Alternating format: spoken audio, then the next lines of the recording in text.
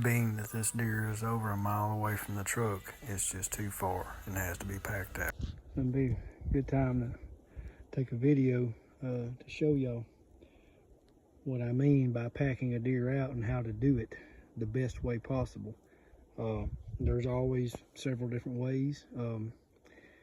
Viewer discretion is advised. If you are weak of the stomach, you might not want to look, but I'm just going to show you what I do. Now, this buck is a big 7. I haven't decided if I'm going to mount him or not, but I went ahead and caped him out. And you can cape him out on the ground. It takes a little more time, but it's not that difficult. So I've got him already caped. I've got his cape in the bag. That's just a regular Walmart, Winn-Dixie, whatever, grocery bag, you know. I carry a couple extras right there, and I got extra paper towels, you know, whatever if I need. So I got my black plastic bags right there. So I keep these zipped up.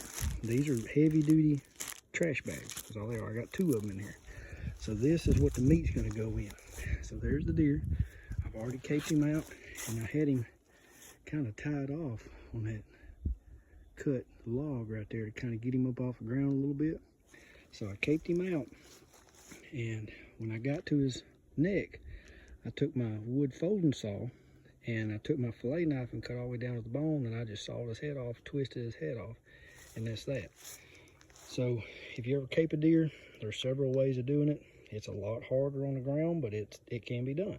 So you just start a little bit back behind the shoulder, cut all the way around him, and then I usually come up through the back, straight up through that black line on their back, all the way up to the very top of their head, and then start working it back.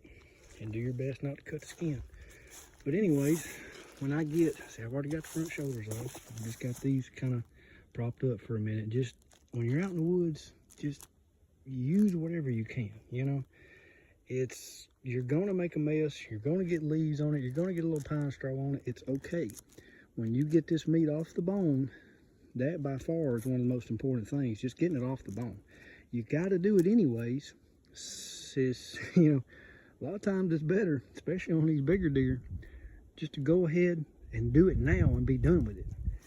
And it'll save your back and your legs and everything else from dragging them daggum deer out. So when I get everything in this pack, I'm gonna stuff every bit of that meat in there. I might not be able to get everything in there, but I'm gonna do my best. This is the ScentLok backpack, the BE1 version. It's pretty big, but this is a 4.5-year-old deer right here, so I don't know if he's gonna fit or not, but we'll see. And then to save myself the back, I got my cart. I'm just throwing my backpack on there and walk out. Now, normally I would have my e-bike, but this is the one day I didn't bring my e-bike because it stormed all the way up until about 7 o'clock this morning. I didn't want to have that out here, so it is what it is. But I'm gonna get the rest of this meat off. Like I said, I've already got the shoulders off, so it's really not hurting anything with laying on the ground.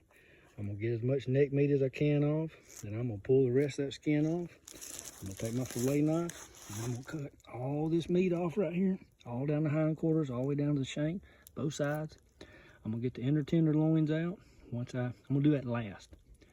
Then after I get the meat off the hindquarters, I'm gonna come up here and I'm gonna get the back straps. And I'll take another short video when I'm done, and you'll see I got 95% of the meat off. So you can do it on the ground, and it's far easier doing it this way than dragging it out of the woods, finding a way to get it out of the woods for starters, because you're on public land, and then getting it to the truck and then taking it somewhere to clean, or taking it to a processor. I process all my own meat, so, you know, it's easier for me to do it like this.